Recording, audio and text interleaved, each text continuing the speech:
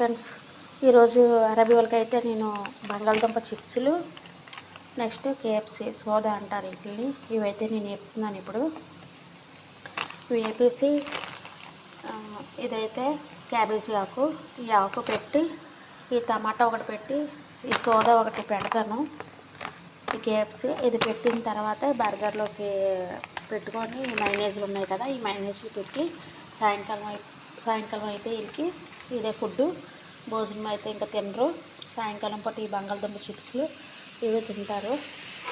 వీటిలోకైతే ఇప్పుడు బాగా కొంచెం అరగైన తర్వాత నేను ఇవి పక్కన జాలీలోకి తీసుకొని కొంచెం కారము సాల్ట్ వేసి బాగా కలిపేసి ప్లేట్లో పెడతాను.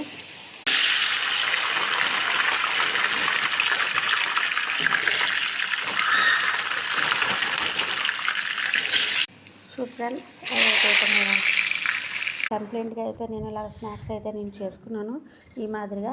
ఇప్పుడైతే నేను బర్గర్ లాగే బర్గర్ అయితే నేను చేస్తున్నాను. ఇప్పుడు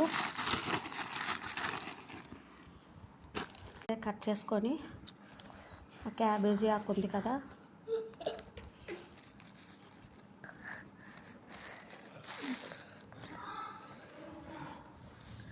టమాటా ఫస్ట్ పెట్టుకున్నాను. మైనస్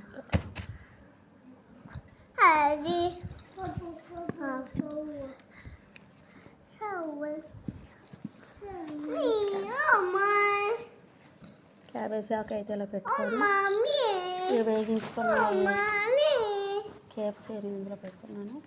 ఇదే బర్గరు, సింపుల్గా చేశాను ఫ్రెండ్స్. చూసి నచ్చితే షేర్ చేయండి, లైక్ చేయండి.